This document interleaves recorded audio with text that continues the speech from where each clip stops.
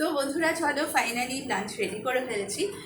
যারা সকালে ব্রেকফাস্ট দেখেছো তারপরে না আর মানে ইচ্ছে ছিল না দুপুরে আর লাঞ্চ করার, কারণ অনেকটা আলু ভাজা দিয়ে পান্তা ভাত খাওয়ার পরে পেট ভরে গেছিলো, কিন্তু অভ্যেস আর কি যে দুপুরবেলা খাবো তার জন্য করেছি। দেখো কি করেছি, এক হাঁড়ি ভাত করেছি, আর প্রচণ্ড বৃষ্টি পড়ছে, উচ্ছে ভাজা করেছি, আর করেছি আলু দিয়ে মুরগির কারি আর কি, মানে খুব পাতলা ঝোল হয়নি, চিকেন কারি হয়েছে, মুরগি কারি। তো আমার মেয়ে বলছে, আমি বলছি প্রচুর কাজ রয়েছে আজকে মুরগিটা থাকুক, কিন্তু মেয়ে বলছে না কোনো রান্না করলেই চলবে না, মুরগি কারি করে দিতে হবে। তো কে তার মধ্যে দেখো আজকে এত বৃষ্টি বলছে, বললাম খিচুড়ি রান্না করি, বলছে খিচুড়ি কোনো খাবারই না। তো যাই হোক, গরমকালে খাবো খিচুড়ি, গরমকালেও খিচুড়ি খাবে আর বর্ষাকালে বৃষ্টিতেও চিকেন খাবে, বলো।